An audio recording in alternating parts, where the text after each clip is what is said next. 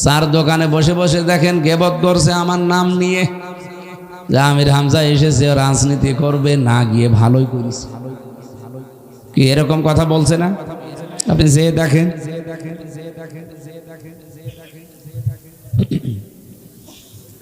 আল্লাহ পাক বলেন আমার কোরআনের আচরণ যদি এরকম কেউ করে, ফাবাশশিরহু বিআযাবিন আলীম, তাদের জন্য যন্ত্রণাদায়ক আযাবের সুসংবাদ দিয়ে দেন। বলেন নাউযুবিল্লাহ। এই সুসংবাদ কি খুব ভালো না? বলেন বলেন। যারা এসেছেন এখানে বসে আছেন, আমাদের জন্য একটা দুঃসংবাদ আছে। কোরআনে কারীম সূরা বাকারার ভেতরে এটা পাবেন, আফাতুমিনুনা বিবাযিল কিতাবি ওয়া তাকফুরুনা বিবাযি ফামা জাযাউ মান ইয়াফআলু যালিকা মিনকুম ইল্লা খিজিয়ুন ফিল হায়াতিদ দুনিয়া ইলা আখিরি আয়াত।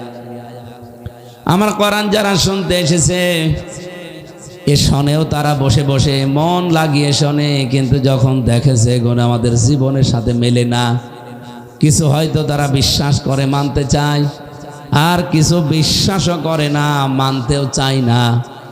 কোরআনের সাথে যদি এ আচরণ দুনিয়ায় কেউ করে, পৃথিবীর জমিনে লাঞ্ছনা গঞ্জনা অপমান ছাড়া আর কিছু পাবে না। এতটুকু যদি আল্লাহ শেষ করে দিতেন, আমি পড়তাম না।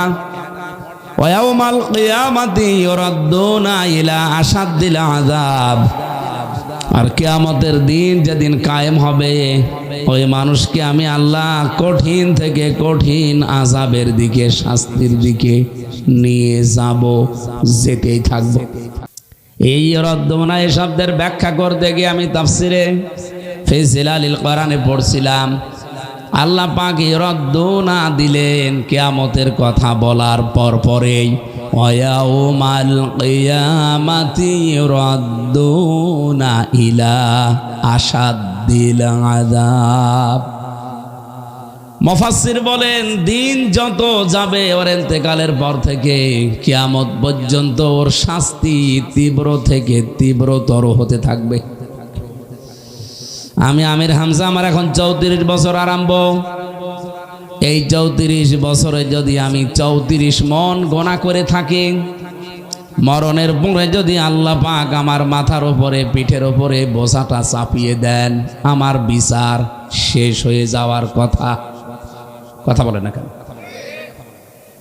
কিন্তু ইউরাদ্দুনা এই শব্দটা মারাত্মক শব্দ। মজারে দিয়েছেন বর্তমান, ভবিষ্যৎ, প্রেজেন্ট, ফিউচার। দিন যত যেতে থাকবে আমার এই বোঝা কিন্তু আর এই 34 মন থাকবে না, এটা বাড়তেই থাকবে। আর দিন যত যাবে তত কঠিন বোঝা আল্লাহ চাপাতেই থাকবে। আমি আজটার বাস্তব মিলালাম কি? আল্লাহ কি অবিচারক নাকি? বলেন বলেন। আমি আমার বান্দার উপরে জুলুম করি না, অথচ এই আয়াত অনুযায়ী যেটা দেখতে পাচ্ছি, দিন যত যাবে আমার বোঝাটা তত ভারী হতে থাকবে। কয় আমি তো এত অপরাধ করি নাই, মনে করেন শুধু 34 বছরে 34 মন নাই অপরাধ করলাম, তো কিয়ামতে উঠতে উঠতে যদি আমার মাথার উপরে 34,000 মন গোনা আল্লাহ চাপিয়ে দেয়, এবার কেমন বিচার? কাদের দেবে আল্লাহ তাও জানিয়েছেন। দেখেন তো এই শ্রেণীর মানুষ এই ফরিদপুরের ভেতরে পাওয়া যায় কিনা। কদ খাসিরাল্লাযীনা কাযযাবু বিলিকাইল্লাহ। আল্লাহ রাব্বুল আলামিন বলেন ক্ষতিগ্রস্ত হয়ে গেছে, হবে না, হয়ে গেছে, অবশ্যই ক্ষতিগ্রস্ত হয়ে গেছে ওই মানুষগুলো যারা আল্লাহর সাথে সাক্ষাৎ হবে এটা বিশ্বাস করে না। আল্লাহর সাথে সাক্ষাৎ হবে, সামনে দাঁড়িয়ে জীবনের কর্মকাণ্ডের হিসাব দেওয়া লাগবে, এটা যার ভেতরে যত বেশি তৈরি হবে এই টেন্ডেন্সিটা, তার জীবন তত পরিচ্ছন্ন হবে। আজ বাংলাদেশে বহু এমপি নমিনি যারা ছিল, পদপ্রার্থী যারা ছিল, তাদের হলফনামায় এমন এমন কিছু উল্লেখ করেছিল যেগুলো তাদের বাস্তব জীবনের সাথে মেলে নাই। শেষ পর্যন্ত নির্বাচন কমিশনে যারা দায়িত্বে আছে তাদের এইটা বাতিল ঘোষণা দিয়েছে। আপনারা কুমিল্লার একজনের নাম জানেন? লোকটা 94 কোটি টাকা ব্যাংক থেকে ঋণ নিয়ে ওটার ফেরত দেয়নি। বলেন তো 94 কোটি টাকা এটা কি ব্যাংকের না জনগণের? আরো জোরে বলেন। এত বড় বিশাল ঋণ মাথায় নিয়ে আপনি যদি আবার দায়িত্ব নিতে চান, জনগণ তো বুঝে ফেলবে যে আপনি কি করবেন। এই মানুষটার ভেতরে যদি সত্যি এই টেন্ডেন্সি 100% তৈরি হতো যে 94 কোটি টাকার হিসাব যাদের টাকা ব্যাংকে ছিল প্রত্যেকের কাছে দেওয়া লাগবে, আল্লাহর কসম নমিনেশন জমা দেওয়ার আগে এগুলো শোধ করে দিত। এ বিশ্বাস আমাদের নেই। হযরত ঈসা আলাইহিস সালামের জীবনী পড়ছিলাম আজকে। তার জামানায় তার সমসাময়িক মানুষেরা বলেছিল আল্লাহর নবী ঈসা এটা একটা পুরাতন কবরস্থান, এখান থেকে একটা মরা মানুষ চিন্তা করে আপনার নবুয়তের ঘোষণা দিতে বলে, তাহলে বিশ্বাস করব আপনি নবী। এই যে আল্লাহর সামনে দাঁড়াতে হবে এটা যে কত ভয়ঙ্কর সেটা বোঝানোর জন্য আমি এটা বলছি। হযরতে ঈসা রূহুল্লাহ প্রথমে সেজদা দিলেন, সেজদা থেকে মাথা উত্তোলন করে কবরের দিকে তাকিয়ে বললেন কুম বিইজনিল্লাহ, হে কবরবাসী আল্লাহর হুকুমে জিন্দা হয়ে যাও। সঙ্গে সঙ্গে কবর থেকে একটা মরা মানুষ জিন্দা হয়ে হযরতে ঈসা নবীকে সালাম দিয়েছে। সালাম মানে আসসালামু আলাইকুম ওয়া রাহমাতুল্লাহ এইটা না, উনি ডাক দিয়ে বলছে হে আমার চাচা যান, আপনি আমার বাবার পক্ষ থেকে সালাম গ্রহণ করেন। হযরত ঈসা বললেন কে তুমি? তোমাকে তো আমি চিনি না, আমাকে চাচা বললেন। কবরবাসী ডাক দিয়ে বলছে আপনি তো আমাকে চেনেন না, আমিও আপনাকে চিনি না, কিন্তু এখন আমি চিনতে পেরেছি। 1000 বছর আগে দুনিয়ার জীবন আমি ছেড়ে দিয়েছি, 1000 বছর আগে কবরে পড়ে আছে আমি 1000 বছরের উপরে। আমার নাম শাম, আমার বাবার নাম হযরত নূহ আলাইহিস সালাম। আমি আমার বাবার ইন্তেকালের সময় শুনেছিলাম যে জামানার পয়গম্বর হযরত ঈসা নবীর হাতে তোমার জিন্দা হওয়া লাগতে পারে, ওই সময় যদি জীবিত হতে পারো আমার ভাই হযরত ঈসা রূহুল্লাহকে আমার সালামটা পৌঁছিয়ে দিও। আপনি যেহেতু আমার বাবার ভাই এ কারণে আপনি আমার চাচা হবেন, আমি চাচা চান বললাম। হযরতে ঈসা রূহুল্লাহ ডাক দিলেন আল্লাহর বান্দা শাম, তোমাকে যখন পেয়ে গেছি আমি কয়েকটা জিনিস তোমার শরীরের ভেতরে পেয়েছি যেগুলো মিলাতে পারলাম না। কয়েকটা জিনিস আমি এবার জানতে চাই। 1 নম্বরে আমার যে ইনজিল কিতাব আল্লাহ দিয়েছেন এই কিতাবে আছে যে 1000 বছর আগে দুনিয়া থেকে যারা বিদায় নিত তাদের চুল দাড়ি পাকতো না, কাঁচা থাকতো, কারণ তারা 950 বছর 1000 বছর হায়াত পেত। মারা যাওয়ার সময় তাদের চুল আর দাড়ি গোপ এগুলো সব কাঁচা কালো এরকম থাকতো। তোমার চুল দাড়ি গোপ সব তো মনে হচ্ছে পাকা, একেবারে সাদা ধবধবে। আল্লাহর আসমানি কিতাব ইনজিলের সাথে তোমার কথার তো মিল পাচ্ছি না। হযরতে শাম ডাক দিয়ে বলেন আল্লাহর নবী ঈসা রূহুল্লাহ, আপনি যা পড়েছেন কিতাবে ওটা 100% সত্য। আমাদের জামানায় কারো মৃত্যু হলে চুল দাড়ি আসলেও পাকতো না। আমারও চুল দাড়ি কাঁচা অবস্থায় আমি বিদায় নিয়েছি, পেকে গেছে কেন? যখন আপনি আমার কবরের পাশে দাঁড়িয়ে বললেন কুম বিইজনিল্লাহ, আল্লাহর হুকুমে জিন্দা হও, আল্লাহ পাক আমার ভেতরে রূহখানা প্রবেশ করাচ্ছিলেন। ক্রমান্বয়ে আমি চিন্তা হচ্ছিলাম গো নবী, হঠাৎ আমার কবরের উপর থেকে মাটিগুলো আস্তে আস্তে সরে যাচ্ছিল। আমার মনের ভেতরে একটা চিন্তার রেখা দিয়েছে যে নাকি আল্লাহর সামনে ডাক পড়ে গেল। হযরত ইসরাফিল আলাইহিস সালাম অনেকে সিংহায় ফৎকার দিয়ে দিয়েছে নাকি আমার আল্লাহর সামনে নাকি এই সময় আমার দাঁড়ানোর সময় হয়ে গেল। কি নিয়ে দাঁড়াবো তার সামনে? আমার জীবনের কর্মকাণ্ড আমল নামা নিয়ে তার সামনে দাঁড়ানো লাগবে। আসলে আমি কি নিয়ে দাঁড়াবো এই চিন্তা করতে করতে এই টেনশনে আমার চুল দাড়ি পেকে গেছে। আমি আজটা এই জীবনীটা পড়তে গিয়ে একটা শিক্ষা পেয়েছি। হযরতে নূহ নবীর সন্তান শাম, এমনও আছে তিনিও একজন নবী ছিলেন। একজন নবী আল্লাহর সামনে দাঁড়াবে হিসাব দেওয়ার চিন্তায়, কয়েক মিনিটের ভেতরে যদি তার চুল দাড়ি সব সাদা হয়ে যায়, পেকে যায়, আমাদেরও দাঁড়ানো লাগবে আল্লাহর সামনে। আমাদের তো কোনো টেনশনই আসে না। রব্বুল আলামিন বলেন, আমার সাক্ষাৎ যারা অবিশ্বাস করে, হঠাৎ করে যখন তাদের সামনে মরণ চলে আসবে, হাত্তা ইযা জাআতুহুমুস সাআতু বাগতাতান ক্বালু ইয়া হাসরাতানা আলা মা ফাররাতনা ফিহা। একটু খেয়াল করবেন, আল্লাহ পাক বলেন হঠাৎ করে যখন তাদের সামনে মরণ চলে আসে। এখানে সাআতুনের অর্থ দুইটা, একটা কিয়ামত আর একটা মরণ। আমরা অনেকেই মনে করি মরণও দেরি আছে আর কিয়ামত তো কত দেরি কেউ জানি না। কে বলেছে আপনাকে?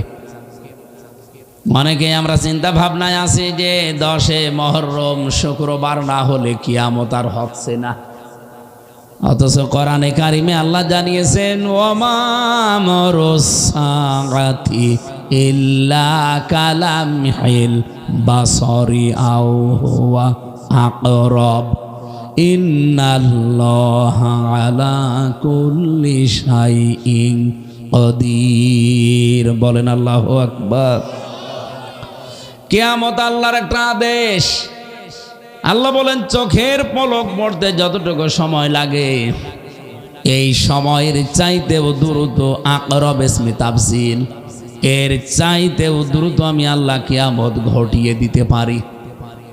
ফরিদপুরের মানুষেরা বাজার ঘাটে ব্যস্ত থাকবে, হাসপাতালে কেউ আছে, কেউ রান্না করে খাচ্ছে, কেউ নামাজের সেজদায় আছে। হঠাৎ আল্লাহ কিয়ামত ঘটিয়ে দিয়েছে। কিয়ামত এইরকম, হঠাৎ করে যখন মানুষের কাছে মরণ, প্রথমে যেহেতু অর্থ করলাম মরণ চলে আসবে অথবা কিয়ামত চলে আসবে, এ লোকটা জীবনের পেছনে তাকিয়ে আফসোস করবে যে কি পাঠালাম, কি পাঠিয়ে রেখেছি এই 34 বছর বয়সে। ফরিদপুরের মানুষেরা যারা রেকর্ড পর্যন্ত শুনতেছেন বিভিন্ন জায়গায়, আহ্বান জানাচ্ছি, আমার মন থেকে আমি বলছি, সত্যি বলেন তো পেছনের দিকে তাকিয়ে এরকম আফসোস করার মতো মানুষ এ ফরিদপুরে নেই? আছে মানে আমরাই। সবচাইতে গুরুত্বপূর্ণ তথ্য আয়াতের ভেতরে যে এবার যেটা পড়বো এইটার জন্য আমি বলছিলাম, ওয়াহুম ইয়াহমিলুনা আওযারহুম আলা যুহুরিহিম। ওয়া মানে এবং হোম মানে তারা, ইয়াহমিলুনা হামালা, ইয়াহমিলু মানে বহন করা, তারা বহন করছে এবং করবে। ঝার মানে বোঝা, আওজার বোঝা সমূহ, এটা বহু বচন। আলা মানে উপরে, জুহুর মানে পিঠ, হিম মানে তাদের। তারা তাদের পিঠের উপরে যখন গোনার বোঝাগুলো বহন করে নিয়ে যেতে থাকবে, আলা সামা ইয়াজিরুন, ফেরেশতারা দেখে বলবে কত নিকৃষ্ট বোঝা। এ মাহমুদুল হাসান কত নিকৃষ্ট বোঝা আমির হামজা বহন করে নিয়ে যাচ্ছে। বলেন নাউজুবিল্লাহ। এরকম যেন আমাদের জীবনে না ঘটে, বলেন আমিন। যদি সত্যি ঘটে যায় তো উনি প্রিন্সিপাল কি আর আমি মুফাসসির কি? কিয়ামতের দিন আমার আল্লাহ আমাদের পিঠের ওপরে আমাদের অপরাধের গোনার পাপের বোঝা শুধু চাপিয়ে দেবে তা না, চাপাতেই থাকবে। ইয়াহমিলুনা দিয়েছেন, আবার ঝার না দিয়ে আওজার দিয়েছেন। আমি যে বললাম 34 মণ গোনা নিয়ে আমি কিয়ামতে উঠব, কারণ 34 মণ গোনাই তো করেছিলাম, কিন্তু কিয়ামত আসতে আসতে যদি 34,000 মণ হয়ে যায় কিভাবে হবে? এই যে এইভাবে হবে। আমি হয়তো মারা গেলাম এই 34 মণ গোনা নিয়ে, কিন্তু এমন এমন কাজ আমি দুনিয়ায় রেখে গেলাম গোনায় জারিয়া, সেগুলো বন্ধ নেই। আমি এমন একটা ছাত্র সংগঠন বানিয়েছি, আমি মরে গেছি কিন্তু তারা তো বসে নেই, তারা বিশ্বজিৎকেও কোপায়। এক কথা বলছে না কেন? এরকম ছাত্র বাংলাদেশে ছিল না, এখন আর নেই। কই? এখন তো নিষিদ্ধ। আপনি উল্টো পাল্টা দেখেন। ফরিদপুর বাসী, আমি মরে গেছি কবে? সেই 50 বছর আগে, কিন্তু এই ছাত্র সংগঠন তো বসেছিল না। বলেন এরা শহীদ আবরার ফাহাদকেও দুনিয়ায় থাকতে দেয়নি, হিন্দু মানুষ বিশ্বজিৎ তাকেও থাকতে দেয়নি। বিশ্বজিৎকে যারা মেরেছিল তারা আমার সাথে জেলে ছিল। শাওন নামে একটা ছেলে মাঝে মাঝে আমার হাজিরা নিতে আসতো, আর আফসোস করতো খুলনায় বাড়ি। বলতো হামজা ভাই, জীবনে যা ভুল করেছি এ ভুল আর কোনোদিন উঠবে না। ফাঁসির আসামি লোকটা, এখন 30 বছর তারে যাবজ্জীবন দিয়েছে, 30 বছর জেল খাটা লাগবে। এ তো কয়দিন আগে হবে, 3 দিন আগে গিয়েছিলাম তার বাড়িতে, খুলনা কপিলমণি বাড়ি। তার মা এবং বাবা দুইজনে মাস্টার, একটাই ছেলে, মুরব্বী হয়ে গেছে। 30 বছর যদি জেলে থাকা লাগে, আরো 25 বছর বয়সে মনে করেন জেলে গেছে। এখন আমার চাইতেও বড় বয়সে। চিন্তা করে দেখলাম ও বের হয়ে হয়তো ওর মা বাবাকে নাও পেতে পারে। এটা দিয়ে আমি আপনাদের শিক্ষা দিতে চাই, বাংলার মানুষেরা আজ যারা বিভিন্ন নেতাদের কথা, নেত্রীদের কথা নিয়েছে, বিভিন্ন মানুষের জীবন হরণ করছেন, একবার যদি 4 দেওয়ালের মাঝেই ফরিদপুরে আটক করে যান, জীবন টানা নানা হয়ে যাবে। এই জন্য অন্ধকারে পা দেওয়া যাবে না, খুব সাবধানে থাকবেন। কেউ কিছু বলল, অমকের ঘরে আগুন লাগিয়ে দিলাম, অমকের ব্যবসা প্রতিষ্ঠান দখল করে নিলাম, করতে গিয়ে একজনকে মেরে ফেললাম। আপনি কি বোঝেন, যদি একবার গেড়া কলে পড়ে যান, জীবন কিন্তু একেবারে তেজপাতা হয়ে যাবে। 2 টাকার নোট দেখেছেন পুরাতনটা, ওই রকম হয়ে যাবে। কারণ কতদিন দেবে আপনার বাবা মা জেলখানায় টাকা, কতদিন দেবে? ভেতরের খাবার তো খাওয়া যায় না। ফরিদপুর তো তাও জেলা কারাগার, যদি আপনার কপালে হাই সিকিউরিটি কারাগার যেটা গাজীপুরে, কাশিমপুর, ওইটা আপনার কপালে পড়ে আর পড়বে। যদি মার্ডার মামলার আসামি হয়ে থাকেন, ওখানে সরকার পাঠিয়ে দেবে। ওখান থেকে যে খাবার দেয় শুধু খুব নাম কাওয়াজতে বেঁচে থাকার মতো, কারণ ওখানেও মারিং কাটিং হয়। আপনি যদি একটু ভালো খাবার খেতে চান, বাইরে থেকে মাস্ট বি আপনার পরিবারের টাকা পাঠানো লাগবে, তাছাড়া পাবেন না। তাও ভালো খাবার মানে পাঙ্গাস, কালখাস, মরা পাঙ্গাস, এরপরে তেলাপিয়া, এছাড়া আর কোনো মাছ ঢুকতে দেয় না। 3 বছরে আমি শুধু পাঙ্গাস আর তেলাপিয়ারা। এই জন্য এখন বাইরে আসলে ওই মাছ 2টা দেখলে আমার কেমন যেন লাগে। কতবার খাওয়া যায় বলেন? 3 বছর একাধারে শুধু পাঙ্গাস আর তেলাপিয়া। তাও মনে হয় 20 দিন আগে মরে গেছে। এই শাওন নামে ছেলেটা যে মাঝে মাঝে আফসোস করতো, এসে এমনি না, কারণ তার তো 30 বছর থাকা লাগবে। বহু চেষ্টা চালিয়েছে, কিন্তু আলোচিত মামলা, এই জন্য সে বের হতে পারে না।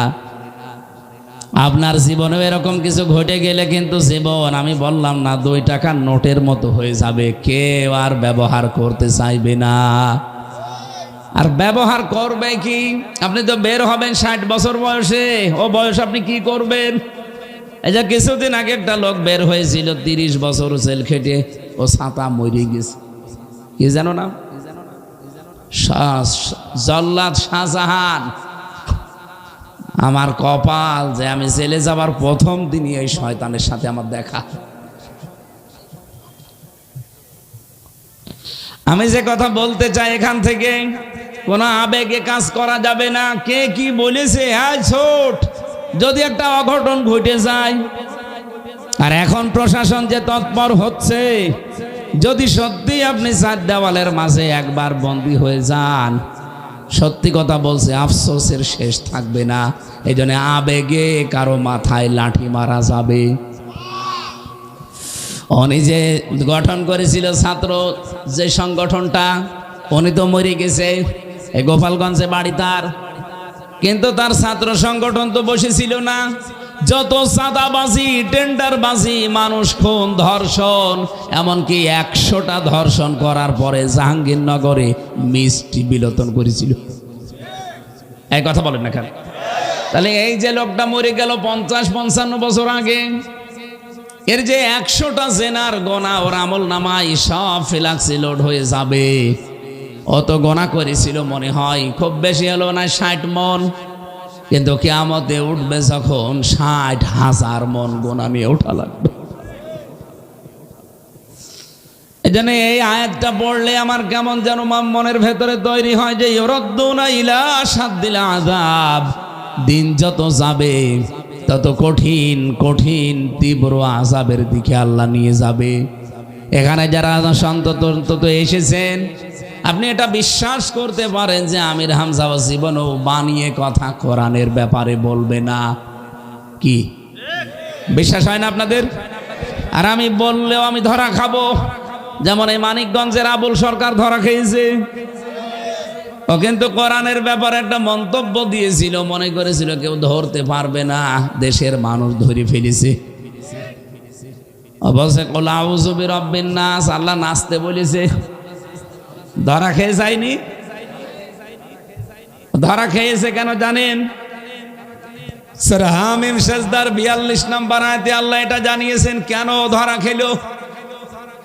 প্রশ্ন আসতে পারে আবুল সরকারের নাম কি 1500 বছর আগেও ছিল? হ্যাঁ ছিল। অত আবুল সরকার আর আরেকজন ছিল আবু সেহেল, ছিল না? আল্লাহ পাক বলেন লা ইয়াতিহিল বাতিলু মিন বাইনি ইয়াদাইহি ওয়ালা মিন খালফি তানজিলুম মিন হাকিমিন হামিদ। এমন ভাবে কোরআনে কারীম আমি নাজিল করেছি, এর ডান থেকে বাম থেকে উপর থেকে নিচ থেকে কোনো বাতিল কোনো মিথ্যা প্রবেশ করার কোনো ক্ষমতা নেই। যেই প্রবেশ করাবে সেই ধরা খাবে। আবু সুফিয়ান আল কাদিরের নাম মাঝে মাঝে বলি আমি, কারণ শুনে বলি, আন্দাজে না। অনেকে মনে কর হুজুর সবই আন্দাজে বলে। জাহাঙ্গীরনগর বিশ্ববিদ্যালয় নিয়ে বলেছিলাম, ওখানে মদ পাওয়া যায়। অনেকে আমার পাগল পর্যন্ত বলেছে, হ্যাঁ ভার্সিটিতে আবার মদ পাওয়া যায়। এই যে ধরা পড়েছে 21 বোতল ধরা পড়েছে, তাও এক হল থেকে। বাকি হল খোঁজেন, আল্লাহর ওলিদের কাছে আরো পাওয়া যায়। এ কথা বলার পর আমি চট্টগ্রামে বলার পরে আমার বাড়িতে নোটিশ পর্যন্ত পাঠিয়েছে কোর্ট থেকে বিশ্ববিদ্যালয় কর্তৃপক্ষ। অথচ এখন যে বাস্তা বাস্তা ধরা পড়ছে, অনেকে বলছে এখন হামজার কাছে ওদের মাফ চাওয়া দরকার। কথা বলেন না কেন? আপনি এখন ইন্টারনেটে সার্চ দিয়ে দেখেন, আবু সুফিয়ান আল কাদিরের নাম বলছি এ কারণে, নামটার নামের আগেও আল্লামা লিখা আছে, মাওলানা লিখা আছে। গিয়াসউদ্দিন তাহেরি এর নামের আগেও আল্লামা লিখা আছে, মাওলানা লিখা আছে। ওরাও কোরআনের আয়াত পড়ে, কিন্তু চলে যায় শুধু বাবার দিকে। এ মাওলানা বসে আছে, আপনি জিজ্ঞাসা করে দেখেন, কুল আউযু বিরাব্বিন নাস, ঠিক এই আয়াত পড়ার পরে বাংলা অর্থ বলবে, এবার চলে যাবে ইয়ালি বাবা, শালি বাবা, কেল্লা বাবা, ফতে বাবা, খাজা বাবা। খাজা বাবাটা একটু বেশি হয়ে গেল। বাকি যে বাবা, এ বাবার নাম তারা বলে না বলে না? এই আয়াতের ভেতরে কোন বাবার নাম আছে আপনি দেখান তো। এই জন্য আয়াত পড়ে যদি সত্যি তার উপরে না থেকে অন্যদিকে চলে যায়, হয়তো আপনাদের মতো সাধারণ যারা সামনে বসে আছে না বুঝলেও না বুঝবেন, এই আলেম বুঝে ফেলবে যেহেতু ভণ্ড, ও যাচ্ছে কোন দিকে। আয়াত পড়ল কি আর গেল কোন বাবার দিকে। এই জন্য এই দেশে সচেতন যারা আলেম আছে আমার মনে হয় তারা এই মাওলানাগুলোর কথা শুনলেই বুঝে ফেলে যে কোরআনের ব্যাপারে ওরা বিকৃত করছে। আপনারা বিশ্বাস করেন যে কোরআনের ব্যাপারে কথা বলতে গেলে জীবনেও আমি বানিয়ে বলতে পারবো না, বললে ধরা খাবো? কথা বলে না কেন? কামেল মাদ্রাসার প্রিন্সিপাল বসে আছে, অনেক বড় আলেম। আমি কোরআনের বাইরে যদি কোনো শব্দ এখন বানিয়ে বলি আমি জানি আমি ধরা খেয়ে যাব। আর ধরা খেলে কালকে ইন্টারনেটে আমার নামে পাগল পাড়া করে ফেলবে। আমার দরকার নেই ভিক্ষা কত টাকা। এই জন্য যতটুকু পড়েছি এতটুকুর উপরে আমি যতটুকু লেখাপড়া করলাম এই কথাগুলো শোনাতে চাই এ রজব মাসে। তাহলে আমি বানিয়ে যেহেতু বলতে পারবো না আর বলবো না। আপনি বিশ্বাস করতে পারেন, কোরআনের কিছু বিশ্বাস করবেন, কিছু মানবেন না, আপনার শাস্তি কিন্তু আসতেছে। সুতরাং আমরা যারা আছি আমরা এই শাস্তির মুখোমুখি হতে চাই না। আমরা যা শুনবো সাহাবীদের মতো বলবো সামিউনা ওয়া আতানা, শুনলাম মেনে নিলাম। কথা বলেন ঠিক কিনা? আর যদি কোনো মুনাফিক এখানে থাকে সেও বলবে সামিউনা ওয়া আসাইনা, শুনলাম কিন্তু মানতে পারলাম না। এরকম কেউ আছেন? হাত তোলেন তো। আল্লাহর সাথে আল্লাহর ওলি বসে আছে, তাহলে ওয়াজ আজকে ভালোই হবে ইনশাআল্লাহ। রজব এই মাসে যে ঘটনাটা সবচাইতে বড় আশ্চর্যের, এ পৃথিবীতে এত আশ্চর্য ঘটনা আমি আর শুনিনি এবং কোনো দিন দেখিও নি। বিজ্ঞান পর্যন্ত এখনো কোল কিনারা পায়নি। আমার আল্লাহ নিজে ঘটনার বর্ণনা দিতে গিয়ে তিনি নিজে পর্যন্ত আশ্চর্য বোধ করেছেন। কোরআন শরীফের ভেতরে তো কত ঘটনা পড়েছি। আবার কথা বলেন।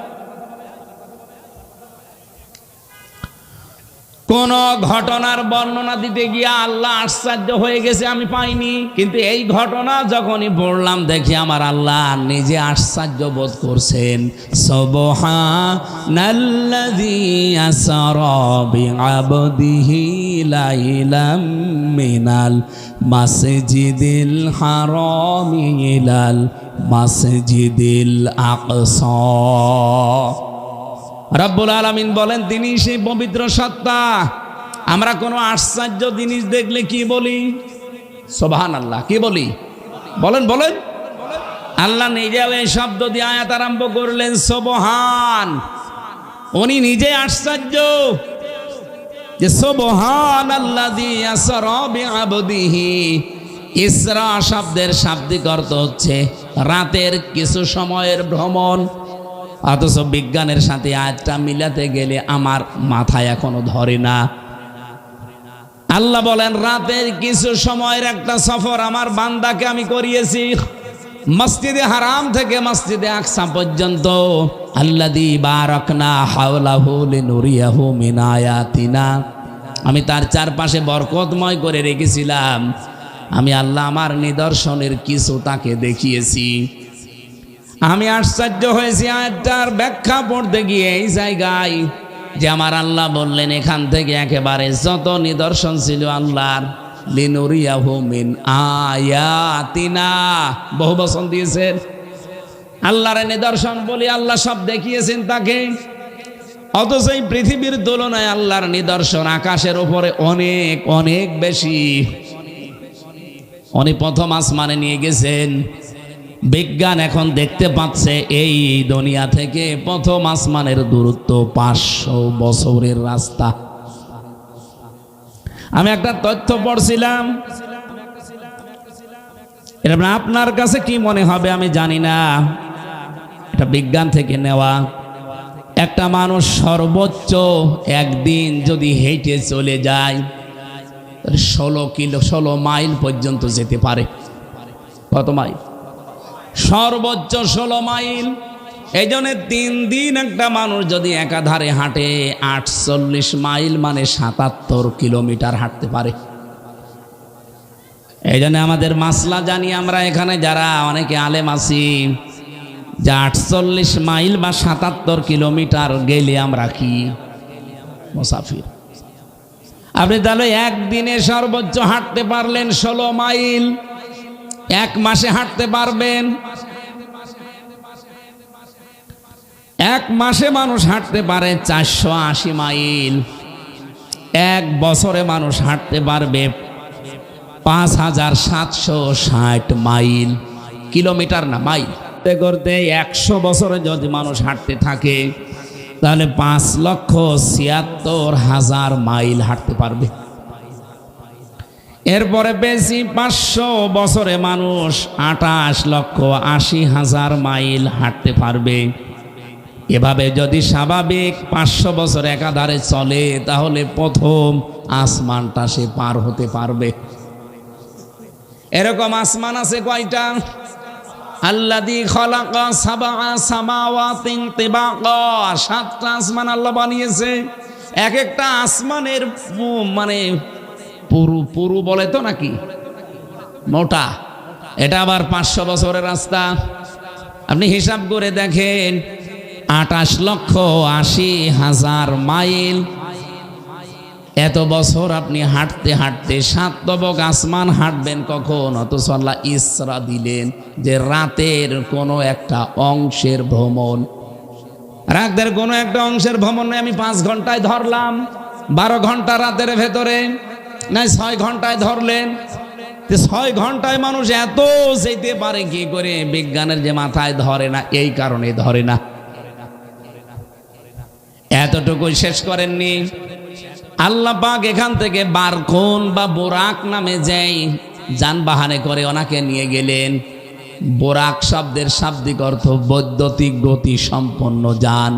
বারকুন মানে এই বিদ্যুৎ, এটা কোরআনে কারিমে আছে।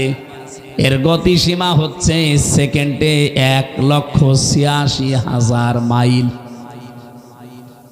এভাবে যেতে যেতে আল্লাহ পাক বলেন সিদরাতুল মুনতাহা পর্যন্ত ফেরেশতা জিবরাইল এসে থেমে যায়। সিদরাতুন মানে বড়ই গাছ, মুনতাহা মানে শেষ সীমানা। এখানে এসে জিবরাইল বলেছিল, আল্লাহর নবী আমি আর পারলাম না, নতুন একটা যানবাহন আসবে আল্লাহর কুদরতের বিছানা, নাম তার রফরফ। মুত্তাকিয়িনা আলা রফরফিন খদেরি ওয়া বকরিয়িন হিসান। জবান খুলে কোরআনের আয়াতটা পড়েন, ফাবি আই আলা রাব্বিকুমা তুকাযিবান। এই যে রফরফ, এটা নবীজি উঠেছিলেন সর্বপ্রথম। আর জান্নাতি কোন মানুষ যদি হতে পারে, এই লোকটাকে আমার আল্লাহ রফরফে চড়াবেন মুত্তাকিদের। রফরফ নামক বিছানায় তাকে নিয়ে গেছে। আল্লাহ রাব্বুল আলামিন বলেন, আমার যত নিদর্শন ছিল আমি দেখতে দেখতে দেখতে সর্বশেষ জান্নাতের ভেতরে প্রবেশ করালাম। জান্নাতের ভেতরে একটা সবুজ গম্বুজ নবীজিকে দেখিয়েছি। চারিদিকে লেখা ছিল বিসমিল্লাহির রহমানির রহিম। এখানে ফোঁটা ফোঁটা হয়ে পানি পড়ছে প্রতিটি অক্ষরের পেছন থেকে, বিসমিল্লাহ রহমান রহিম। এ পানিগুলো নালা হয়ে যায় আর ওই গম্বুজের ভেতরে পড়ে, তখন শব্দ হয়। জিবরাইল বলেন, ইয়া আখি। নবীজি বললেন, হে ভাই জিবরাইল, এটা আবার কি? ফেরেশতা বলেছিল, আল্লাহর নবী, এইটাই সেই হাউজে কাউসার। কিয়ামতের ওই কঠিন ময়দানে মানুষ যখন শুধু পানি পানি ছাড়া কোনো আওয়াজ আর দেবে না, ওই কঠিন ময়দানে যারা 1 গ্লাস পানি পান করতে পারবে, জান্নাতে যাওয়ার আগে পিপাসা লাগবে না। ওই সময় নবীজি বলেছিলেন, ভাই জিবরাইল, এটা পাবে কারা? ফেরেশতা বলেছিল, হে নবী, আপনি দেখেন না এখানে কি লেখা আছে? এই বিসমিল্লাহির রহমানির রহিম, এটা যাদের জীবনে পাওয়া যাবে, সব কর্মকাণ্ডে আল্লাহ তাকে এইটা দান করবেন। নবীজি দুনিয়ায় এসে মাঝে মাঝে বলতেন, রব্বুল আলামিন, তুমি আর যাই করো, আমি কিন্তু কোনো কাজে বিসমিল্লাহ বাদ দেই না, প্রতিটি কাজের শুরুতে আমি বিসমিল্লাহ বলি। দয়া করে তুমি আমাকে হাউজে কাউসার থেকে বঞ্চিত করো না। রব্বুল আলামিন তার কাকতি মিনতি মনের আকাঙ্ক্ষা তামান্না দেখে সূরা কাউসার নাজিল করে তাকে শান্ত করেছিলেন। ইন্না আ'তাইনা কাল কাউসার, হে নবী আপনার জন্য এই কাউসার আমি রিজার্ভ করে দিলাম, এটা আপনার জন্য বরাদ্দ, কিয়ামতের দিন আপনি ছাড়া এর মালিক আর কেউ না। হ্যাঁ, আপনার কাছ থেকে এই কাউসার পাওয়ার জন্য দুনিয়াতে আপনার উম্মতের আমার বান্দাদের দুইটা কোয়ালিটি থাকা লাগবে। ও ফরিদপুরবাসী, যেহেতু সবাই ওই ময়দানে হাজির থাকবো, আর পানি ছাড়া কোনো আওয়াজ হবে না, দেখেন তো আপনি ওই কাউসার পাওয়ার উপযুক্ত নবীর হাতে হয়েছেন কিনা। ফাসাল্লি লি রব্বিকা, ফাসাল্লি লি রব্বিকা ওয়ানহার, যারা নামাজ পড়ে কিন্তু রবের জন্য। আল্লাহ যদি বলতেন ফাসাল্লি ওয়ানহার, আমি আয়াতি পড়তাম না। লি রব্বিকা দিয়েছেন আল্লাহ, নামাজ পড়লে হবে না, রবের জন্য পড়া লাগবে। এই বাংলাদেশে বহু মানুষ আমরা দেখি নামাজ পড়ে ভোটের জন্য, ফরিদপুরে নেই। তাহলে কিন্তু কাউসার আপনার জন্য না। সারা বছর নামাজের খবর ছিল না, হঠাৎ ভোট আর 1.5 মাস আছে, আপনার এখন মাথায় টুপি পাঞ্জাবি গায়ে দাঁড়িয়ে রেখে দিয়েছেন, নামাজও 5 ওয়াক্তের জায়গায় 6 ওয়াক্ত পড়েন। তার মানে এই নামাজ আপনি আল্লাহর জন্য না, ভোটের জন্যে। আপনি নামাজ পড়তে পারেন কিন্তু কাউসার পাবেন না। হ্যাঁ, কথা বলছেন? এরকম নামাজি কিন্তু কাউসার পাবে না। আছে না নেই? কারা আছেন হাত তোলেন তো। আপনি? হ্যাঁ, ঠিক আছে, আপনার কাউসার দরকার নেই। এটা যে রেকর্ড হচ্ছে সারা বাংলাদেশ যাচ্ছে, আমি সবাইকে আপন মনে করে শোনাচ্ছি।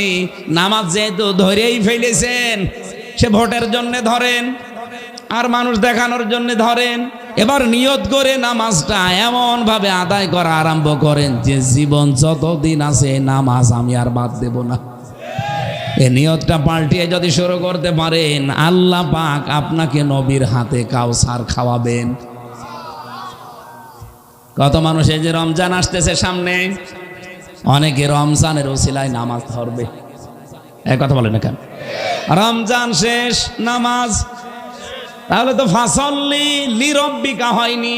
আপনি নামাজ পড়েছেন কিন্তু লি রব্বিকা হওয়া লাগবে।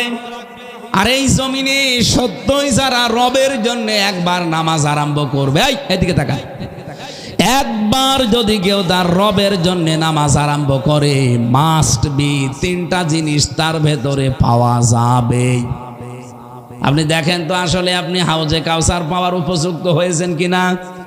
এই ছেলে, এখনই ওটা লাগলো তোমার, বলো। 1 নম্বরে কি বলছিলাম? পৃথিবীতে সত্যি যদি আপনি রবের জন্য নামাজ আরম্ভ করে থাকেন, ফরিদপুরের মানুষেরা যারা নামাজ পড়েন তারা দেখেন এটা আছে কিনা। না থাকলে আপনি বিশ্বাস করতে পারেন আপনার নামাজ হচ্ছে কিন্তু কাউসার। কথা বলেন না কেন? 1 নম্বরে নামাজি যারা, তারা বিনয়ী হবে। আপনি তো বিনয়ী না। আপনার এখনো ভেতর পর্যন্ত নামাজ পড়েন, তার ভেতরেও উগ্রতা দেখা যায়। হ্যাঁ, কথা বলেন না কেন? আবার মোবাইলে মাঝে মাঝে দেখি অডিও কলে হুমকি দেয়। আপনি কিসের নামাজ পড়েন? নামাজ পড়লে আপনার ভেতরে নম্রতা আসবে, বিনয়ী ভাব দেখা যাবে। 2 নম্বরে আপনার নামাজের ভেতরে খুশু খুজু পাওয়া যাবে। খুশু খুজু কি? নামাজের ভেতরে আপনি দাঁড়ালে ধীর স্থির ভাবে নামাজ আদায় করবেন। হযরতে সাদ ইবনে আবি আক্কাস রাদিয়াল্লাহু তাআলা আনহু, তিনি এক মসজিদে নামাজের ইমামতি করতেন। ওই জায়গার যারা মুসল্লি আছে তারা হযরতে ওমরের কাছে বিচার দিয়েছে যে কে ইমাম পাঠিয়েছেন, ও নামাজ পড়াতে জানে না। আপনি চিন্তা করেন, যিনি জান্নাতের সার্টিফিকেট প্রাপ্ত একজন মানুষ, তার নাকি ইমামতি করা হচ্ছে না। কারণ তিনি ধীর স্থির ভাবে খুশু খুজু নিয়ে এমন ভাবে নামাজ আদায় করতেন। ওরা যারা নামাজ ওনার পেছনে পড়ে, ওরা ওই মাপের লোক না। ওরা 1 সেকেন্ডের ভেতরে সুবহানা রাব্বিয়াল আলা 2 বার বলা শেষ, এরকম মানুষ। আর উনি কমপক্ষে স্থিরভাবে পড়তেন আর বুঝতেন, পড়তেন আর বুঝতেন। কমপক্ষে 3 বার 5 বার 7 বার পড়তে পড়তে অনেক দূর চলে যেতেন। এজন্য তার নামাজে দেরি হতো। হযরত ওমর বললেন, ঠিক আছে আপনি চলে আসেন, কারণ আপনি যেই মানের ইমাম ওই মানের মুসল্লি এখানে নেই। আপনার নামাজের ভেতরে ধীর স্থিরতা আসে না। আসতো আমার মনে হয় এই মানুষগুলো বাংলাদেশে একটু জেলখানার এই পরিবেশে 7 দিন 10 দিন 1 মাস একটু রাখা দরকার। আপনার এমনি নামাজে ধীর স্থিরতা চলে আসবে। আমারও আগে আসতো না। আমার এখনই 2 রাকাত নামাজে যত সময় লাগে, আগে 10 রাকাত নামাজও এত সময় লাগতো না। কারণ আমি জেলখানায় 3টা বছর এমন এমন সেজদা দিয়েছি, এক সেজদায় আমার যে কখন আধা ঘন্টা 45 মিনিট আমি নিজেও টের পাইনি। কারণ সিস্টেমই ওখানে ওইটা। আপনি সেজদা না দিয়ে যাবেন কোথায়? 4 দেওয়ালের মাঝে আপনার সাথে কেউ কথা বলে না। এতটুকু একটা ঘর মাত্র, এদিকে 3.5 হাত এদিকে 2.5 হাত, কোথায় যাবেন? 24 ঘন্টা ওর ভেতরে বসা, তালা লাগানো। বাধ্য হয়ে সেজদা দিলে আর কোরআন শরীফ বুঝে পড়লে একটু ভালো লাগতো। ফরিদপুরবাসী জীবনে কাজটা একটু আরম্ভ করেন, যদি সময় থাকে সেজদাটা একটু লম্বা লম্বা দিয়েন। রাতের বেলা স্বামী স্ত্রীর ব্যবহারে পৃথিবীতে অনেক আনন্দের। আমি আমার ঈমান থেকে বলছি, এ পৃথিবীতে সবচাইতে আনন্দের আল্লাহকে লম্বা সেজদা দেওয়ায়। দিয়েছেন কোনদিন এক সেজদা 1 ঘন্টা? জনাব তারেক জিয়া সাহেবের পিএস শ্রদ্ধাভাজন বড় ভাই মিয়া নুরুদ্দিন অপু, এই যে পাশের জেলায় বাড়ি, ওনার শরীয়তপুরে বাড়ি। আমি মাঝে মাঝে ওনার সাথে ছিলাম 3 বছরের ভেতরে, অনেক দিন দেখেছি। রাত 12টা 1টার দিকে উনি উঠতেন, সেজদায় পড়ে থাকতে আছে। এক সেজদায় ওনার 1-1.5 ঘন্টা চলে গেছে। কি বলতো আল্লাহর সাথে উনি জানে আর আল্লাহ জানে। মাঝে মাঝে ভাবতাম অবশ্যই উনি সেজদায় কোনো মজা পেয়েছে, নয়তো এতক্ষণ সময় সেজদা থাকা সম্ভব না। আমি আমিরে জামাতকেও পেয়েছিলাম, এক সেজদায় 45 মিনিট 1 ঘন্টা আল্লাহর বান্দা কাটিয়ে দেয়। মুরব্বী মানুষ, সাদা দাড়ি, সাদা চোখ বেবে, সাদা দাড়ি বেবে পানি পড়ছে যখন মোনাজাতে হাত তুলেছে। সেজদায় যত লম্বা সময় কাটাবেন পৃথিবীর তত বেশি সুখ আর আনন্দ আল্লাহর কাছে পাবেন। কোরআন বলেছে ওয়াসজুদ ওয়াকতারিব, মানুষ যখন সেজদা দেয় তখন আমি আল্লাহর সামনে আর কোনো পর্দা থাকে না, কাছাকাছি চলে আসে। খোসো খোসো তৈরি করা লাগবে নামাজে, যদি সত্যি হাউজে কাউসার পেতে হয়।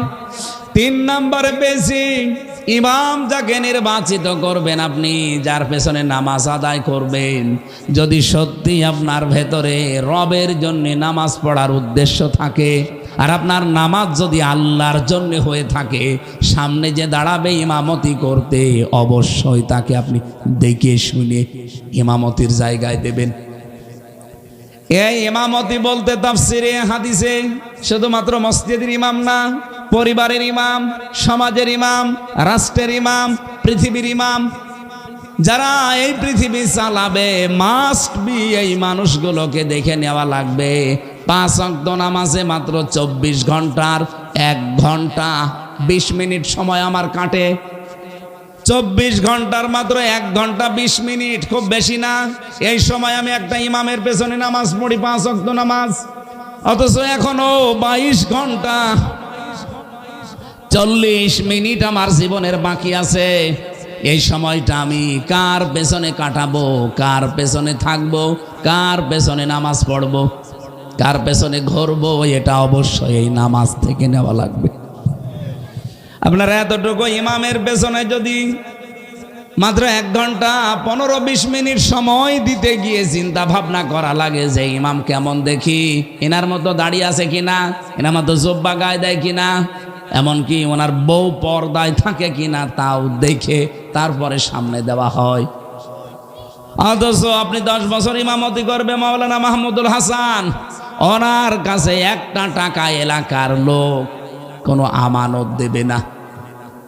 এমনকি মসজিদের যে দান বাক্স আছে সেই দান বাক্সর চাবি পর্যন্ত ওনারে দেবে না, ওটা ক্যাশিয়ারের কাছে থাকবে।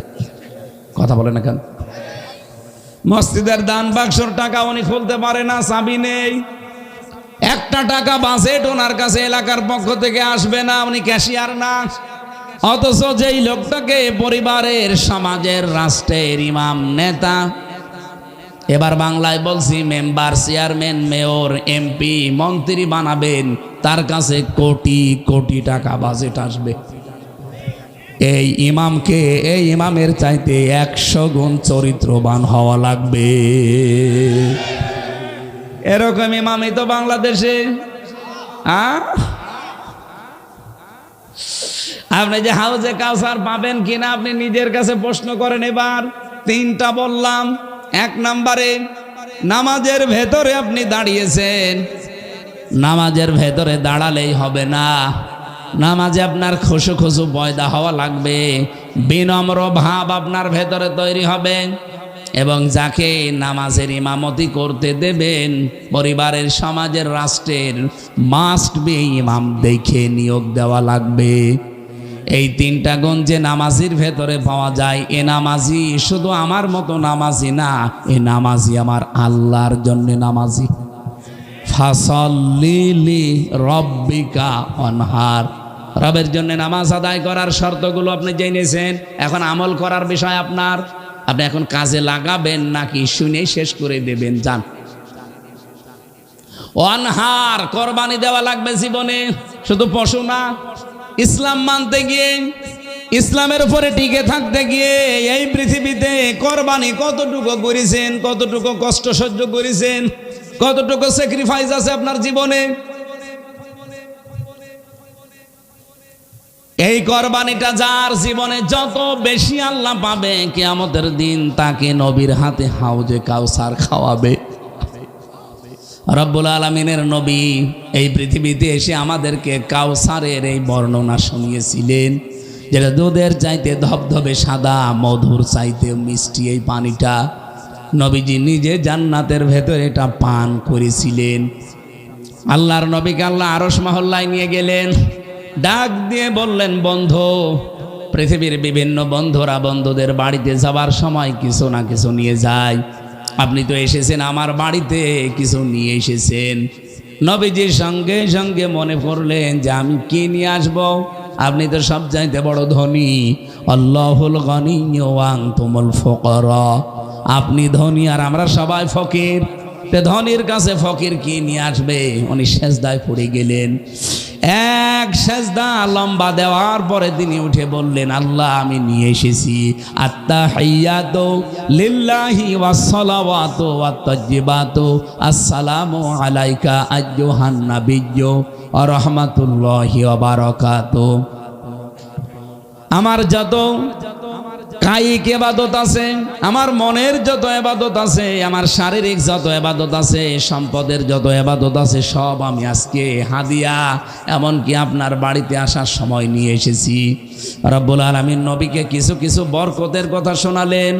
আসসালামু আলাইকা আইয়ুহান নাবিয়্যু ওয়া রাহমাতুল্লাহি ওয়া বারাকাতুহু।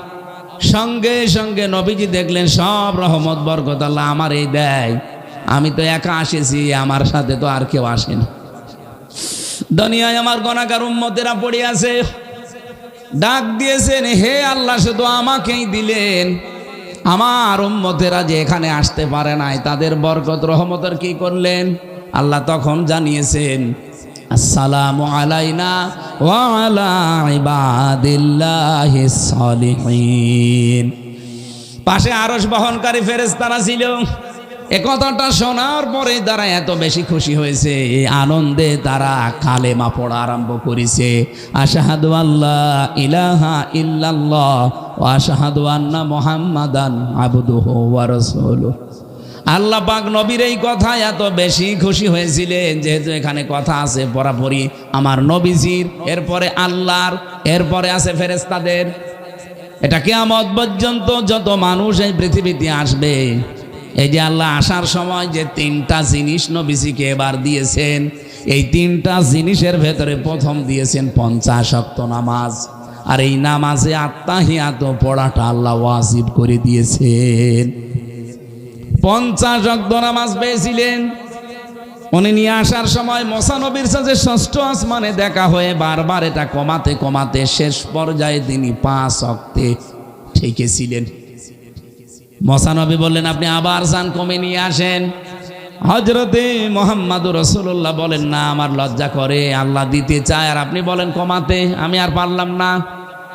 আল্লাহ রাব্বুল আলামিন তাকে জানিয়েছিলেন, মা ইউবাদদালুল কওলু লাদাইয়া ওয়া মা আনা বিযাল্লামিল লিল আবিদ। সূরা কফের 29 নম্বর আয়াতে আছে, হে নবী, আমার কোন সিদ্ধান্ত আমি আল্লাহ পাল্টাই না। আমি যেহেতু দিয়েছি 50 ওয়াক্ত, আপনার কনসিডারের কারণে আমি শুধু কমিয়েছিলাম, কিন্তু আমি যা বলেছি এটার কোনো রদ বদল নেই। উম্মতদেরকে যে জানিয়ে দেবেন, যদি 5 ওয়াক্ত নামাজ কেউ গুরুত্ব দিয়ে পড়তে পারে, আমি 50 ওয়াক্ত নামাজের সওয়াব প্রতিদিন দিয়ে দেব। দ্বিতীয় নম্বরে বিশ্ব নবীকে আল্লাহ দিয়েছিলেন সূরায়ে যেটা পড়েছিলাম, সূরায়ে বাকারা শেষের 2 আয়াত, কিভাবে ঈমান আনতে হবে আমার আল্লাহ তাকে শিখিয়েছেন।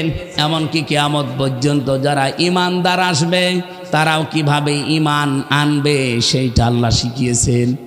2 নম্বরে এই পৃথিবীর ময়দানে কি করে নিজের অপরাধের স্বীকৃতি দেওয়া লাগবে, গুনাহ মাফ চাওয়া লাগবে, এই পদ্ধতিগুলো আল্লাহ তাকে শিখিয়েছেন। 3 নম্বরে কাফেরদের উপরে বিজয়ী হতে হলে কি কি পদ্ধতি অবলম্বন করা লাগবে, কোন কোন কর্মসূচি দেওয়া লাগবে, এগুলো আমার আল্লাহ তাকে ওই দিন শিখিয়েছেন।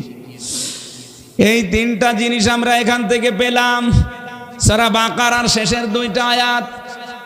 আমানার রাসূলু বিমা উনজিলা ইলাইহি মির রাব্বিহি ওয়াল মুমিনুন। ঈমান এনেছে রাসূল, যেটা আমার আল্লাহ তার উপরে নাজিল করেছেন 23 বছরে সেই কোরআনের উপরে, এবং মুমিনরাও ঈমান এনেছে। কুল্লুনা আমানা বিল্লাহ, প্রত্যেকে ঈমান এনেছে এমন করে আল্লাহর প্রতি, ফেরেশতাদের প্রতি, কিতাবের প্রতি, রাসূলদের প্রতি। এবং একটা রাসূলদের ভেতরেও তারা মত পার্থক্য তৈরি করে নাই। এখান থেকে শুধু আমি অর্থ বলার জন্য না, একটা ব্যাখ্যা পেয়েছি। এই যে আল্লাহর উপরে ঈমান আনার পর, ফেরেশতাদের উপরে ঈমান আনার পর, কিতাবের উপরে ঈমান আনার পর, অরুসুলিহি আমার রাসূলদেরকেও আপনি বিশ্বাস করেন এবং মুমিনদেরকে বলেন তারা আমার রাসূলদেরকে যেন বিশ্বাস করে। আমরা তো সবাই জানি রাসূল আছে সব 1,24,000, কিন্তু না, এইটাই শেষ না। যত নবী আর রাসূল আল্লাহ পাঠিয়েছেন এই জগতে, প্রতিটি নবী রাসূলকে আমরা হয়তো সবাই বিশ্বাস করি। আমাদের চাইতে কয়েক গুণ বেশি আছে একটা জাতি, তারা হচ্ছে খ্রিস্টান। তারা হযরত ঈসা আলাইহিস সালামকে যিশু বলে ডাকে, যদিও তারা শিরিক করে অলরেডি মুশরিক হয়ে গেছে, কারণ তারা মরিয়ম আলাইহিস সালামকে বলে আল্লাহর স্ত্রী। হযরতে ঈসা রূহুল্লাহকে তারা ডাকে যিশু বলে, বলে এটা আল্লাহর সন্তান, বলেন নাউজুবিল্লাহ। তাদের ইনজিল শরীফের ভেতরে এই তথ্যটা আমরা পেয়েছি। এই ইনজিলের সারমর্ম হচ্ছে, এই ইনজিল নাজিল হয়েছে বনি ইসরাইলদের প্রতি। তার মানে ইনজিলের অনুসারী যদি আপনারা দাবি করেন, তাহলে আপনি এটা প্রচার করতে পারেন শুধুমাত্র বনি ইসরাইল যারা, তাদের কাছে। তা আপনি এখন শুরু করেছেন তামাম পৃথিবীতে। আজ খ্রিস্টান মিশনারি কাজ করছে ফরিদপুরে, রাজবাড়িতে, মাগুরাতে। এই খ্রিস্টান মিশনারিদের কাজকে আমি বাইরের দেশগুলোতে গেলে আমারে কথা বলতে দেয় না, বলে না, আমাদের বিরুদ্ধে বলে, আমাদেরকে কাফের বলে। সিঙ্গাপুরে এখন ঢুকতে দেয় না এই কারণে যে আমি নাকি ওদের কাফের বলেছি। তে কাফেরকে যদি কাফের না বলি, মুসলমানকে কাফের বলবো? তা আপনি কুফরি করেন, আপনাকে কুফর ও কাফের বলবো না, কাকে বলবো? বাংলাদেশ সহ বাইরের বহু দেশে তারা এই খ্রিস্টান ধর্ম মিশনারি আকারে পালন করে যাচ্ছে, প্রচার করছে, মানুষকে গ্রহণ করাচ্ছে। কিন্তু ইসলাম প্রচার করতে গেলে বাইরের বহু দেশে আমার মতো মানুষও বাধাপ্রাপ্ত হচ্ছে। রাসূলদেরকে বিশ্বাস করার অর্থটা কি? আমরা যে ঈমান আনার পদ্ধতি আল্লাহ শিখিয়েছেন, মেরাজে নিয়ে রজব মাসের 27 তারিখে 27 ঘন্টার একটা সফর ছিল তার। 27 ঘন্টার এই সফরের ভেতরে আমার আল্লাহ তাকে কি কি না 27 বছরের একটা সফর ছিল। এই 27 বছরের সফরের ভেতরে 14টা জিনিস তাকে দিয়েছিলেন, আর এই 3টা জিনিস তাকে শিখিয়েছিলেন। 3টা জিনিস তাকে দিয়েছিলেন আর 14টা জিনিস তাকে শিখিয়েছিলেন। 3টার ভেতরে 50 ওয়াক্ত নামাজ একটা দিয়েছেন। 2 নম্বরে সূরা বাকারার এই শেষের 2টা আয়াত তাকে দিয়েছেন যে রাসূলদের উপরে আপনি ঈমান আনবেন। আপনার পূর্বে যারা গত হয়ে গেছে আমি তাদের কাছে এই অঙ্গীকারটা নিয়েছিলাম, ওয়াইদা খাদাল্লাহু মিসাকান নাবিয়িনা লামা আতাইতুকুম মিন কিতাবি ওয়া হিকমাতিন সুম্মা জাআকুম রাসূলুম মুসাদ্দিকুল লিমা মাআকুম লা তুমিনুন্না বিহি ওয়া লা তানসুরুন্না ইলা আখিরি আয়াত। সূরা আলে ইমরানের 81 নম্বর আয়াতের প্রথম অংশে এটা পাবেন। হে নবী, আপনি স্মরণ করেন যত নবী দুনিয়ায় পাঠালাম তাদের কাছে অঙ্গীকার নিয়েছি, তাদের কাছে এই অঙ্গীকার নিয়েছি যে তোমাদের কাছে আমি কিতাব আর হিকমত দিয়েছি।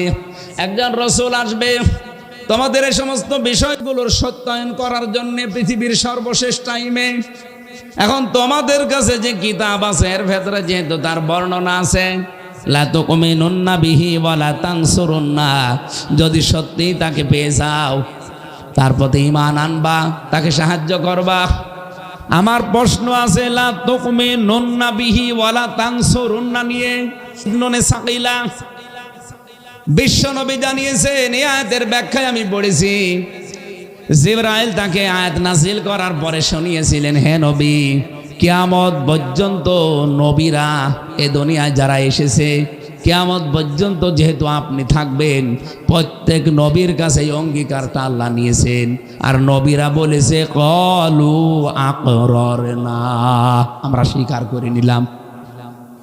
ওয়া আনা মাআকুম মিনাশ শাহিদিন, আপনাকে আমি জানালাম আপনার এই দিন থেকে শুরু করে কিয়ামত পর্যন্ত যদি এই পৃথিবীতে কোনোদিন মুসা নবী আসে অথবা ঈসা নবী যদি আসে, তারা তো নবী হয়ে আসবে না, তারা তো উম্মত হয়ে আসবে। একজন হযরত ঈসা আর মুসা নবীর দোয়া আল্লাহ কবুল করেননি। যদি তারাও এ দুনিয়ায় আসে আর পৃথিবীর কোনো মানুষ যদি আপনার আদর্শ বাদ দিয়ে ওই দিকে দৌড়ায়, আমি জিবরাইল ঘোষণা দিয়ে গেলাম, আল্লাহ জানিয়ে দিয়েছেন তারা জাহান্নামী। এদের শানে নজুল অনুযায়ী ইহুদিরা জাহান্নামী, খ্রিস্টানরা জাহান্নামী। এই কথা বলেন না কেন? এই পৃথিবীতে আল্লাহর নবীর আদর্শ বাদ দিয়ে ইহুদি খ্রিস্টানরা যেহেতু এখনো তারা মুসা নবী ঈসা নবী তাদেরকে মেনে চলে, তাদের রেসালাতের ঘোষণা দিয়ে মানুষকে ধোঁকাবাজি করে, তারা তো জাহান্নামে চলে গেছে। বাংলাদেশেও তারা জাহান্নামী যারা আল্লাহর নবীর আদর্শ বাদ দিয়ে কারো বাবা কারো স্বামীর আদর্শ গ্রহণ করেছে। এটা আপনি ভুল প্রমাণ করতে পারলে আয়াত কেটে মাপ দিয়ে দেন। ক্বালু আকরারনা, সবাই বলেছে আমরা স্বীকার করলাম। আপনার কি হয়েছে? যেখানে নবীরা পর্যন্ত স্বীকৃতি দিয়ে গেল আর আপনি আল্লাহর নবীর আদর্শ বাদ দিয়ে আজ কোন বাবার আদর্শ গ্রহণ করেছেন, কোন স্বামীর আদর্শ গ্রহণ করেছেন বাদ দেন। আপনাকে আমি ভালোবাসি আল্লাহর কসম, আপনাকে আমি ফেরাতে চাই। আপনি তো জাহান্নামের দিকে যাচ্ছেন ইহুদি খ্রিস্টানদের মতো। আসেন আপনার আদর্শ সব বাদ দেই। এই পৃথিবীতে এখন একমাত্র আদর্শ মুহাম্মাদুর। আরো জোরে বলেন মুহাম্মাদুর। লা নুফাররিকু বাইনা আহাদিম মির রাসূলি ওয়া ক্বালু সামি'না ওয়া আতা'না। একথা শোনার পরে হে নবী দেখবেন আপনার যারা সত্যি উম্মত তারা একথা বলবে, আমরা শুনলাম আর মেনে নিলাম। গফরানাকা রব্বানা, হে আমাদের রব আমাদেরকে মাফ করে দেন। ওয়া ইলাইকাল মাসির, তোমার কাছে আমরা আসতেছি। কার কাছে যাবেন? আরো জোরে বলেন। লা ইউকাল্লিফুল্লাহু নাফসান ইল্লা ওয়াসআহা। কোন ব্যক্তির সাধ্যের অতীত কোন বোঝা আল্লাহ কারো উপরে চাপিয়ে দেয় না।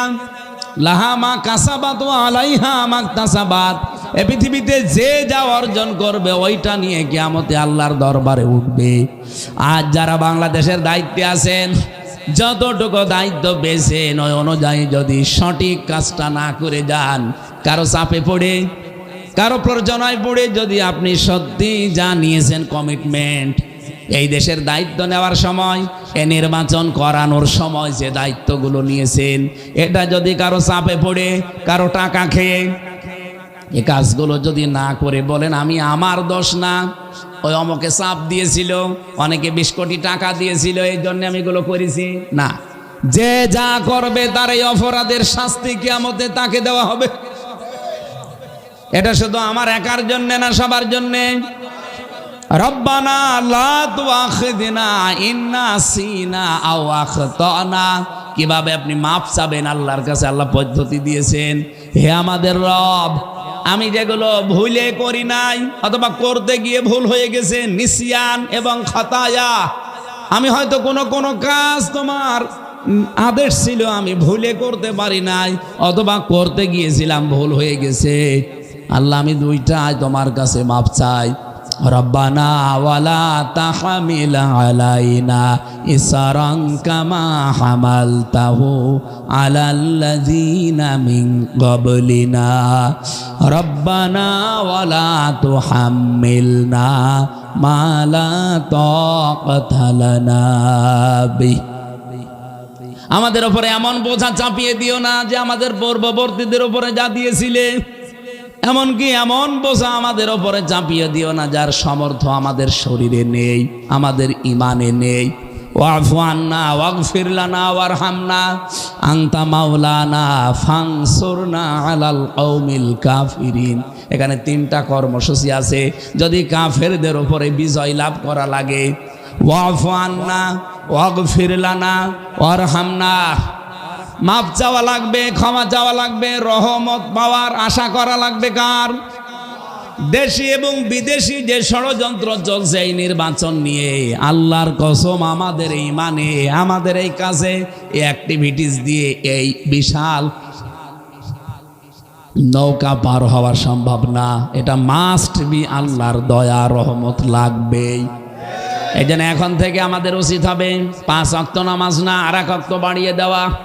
তাহাজ্জুদের নামাজটা অন্তত 2 রাকাত হলেও পড়বেন এখন থেকে শুরু করে, কারণ এটা আমাদের দেশ এবং ইসলামের জন্য খুব দরকার। প্রতিদিন এখন আল্লাহর রহমত পাওয়ার সর্বোত্তম সময় হচ্ছে তাহাজ্জুদের এই নামাজটা। এ সময় আল্লাহ প্রথম আসমানে এসে ডাকতে থাকে, কার রহমত লাগবে বলো, আমি দিতে রাজি আছি। সুতরাং বিশাল ষড়যন্ত্র চক্রান্ত মোকাবেলা করা আল্লাহর রহমত ছাড়া সম্ভব। সবাইকে আহ্বান জানাচ্ছি, যেহেতু এবার দেশে ইসলাম টিকিয়ে রাখার একটা প্রশ্ন, কারণ অনেকেই চেষ্টা চালাচ্ছে বিভিন্ন কৌশলে দেশটা যেন বিক্রি হয়ে যায়, এ দেশে যেন ইসলাম বলতে আর না থাকে। আপনি কালকেই দেখেছেন পাশের দেশ, সেখানে একজন বাংলাদেশি, না তাও ভারতে বাড়ি কলকাতায়, খালি বাংলায় কথা বলে, কালকে মেরে ফেলেছে পিটিয়ে, কালকে মেরে ফেলেছে। যারা ষড়যন্ত্র করে দেশটাকে বিক্রি করার চেষ্টায় আছেন, এ দেশটা যখন অঙ্গরাজ্য হয়ে যাবে তখনও আপনাকে পিটিয়ে মেরে ফেলবে মুসলমান বলে। এরকম অবস্থা সামনে আসতেছে, আমরা দেখতে পাচ্ছি। এজন্য খুব সতর্ক। একবার যদি ভুল হয়ে যায়, এ ভুল কিন্তু জীবনে আর উঠে আসবে না। এবারে যে আমরা ভুল করব, আমরা আর ভুল করব। ফানসুরনা আলাল কওমিল কাফিরিন, আমাদেরকে সাহায্য করো কাফেরদের উপরে, তুমি আমাদের মাওলা, অভিভাবক। আল্লাহ রাব্বুল আলামিন এখানে 3টা বিষয় তাকে দিয়ে উপহার পাঠিয়েছিলেন। 3 নম্বরে বলেছিলেন উম্মতদেরকে জানাবেন যে কোনোদিন যেন তারা শিরিক না করে। সূরা নিসার 48, 116 2 জায়গায় তথ্য আছে।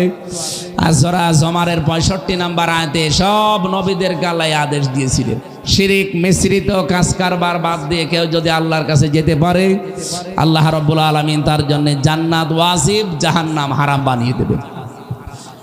যেগুলো রজব মাসে বিশ্বনবীকে আল্লাহ দিয়েছিলেন, আর যেগুলো শিখিয়েছিলেন ওই 14টা বিষয় আছে সূরায়ে বানী ইসরাইল 23 থেকে 38 নম্বর আয়াত পর্যন্ত। আমরা আর রাত করতে যাচ্ছি না, অনেক সময় হয়ে গেছে। আমার যে কথাগুলো আজকের, এগুলো আমার বই লেখা আছে।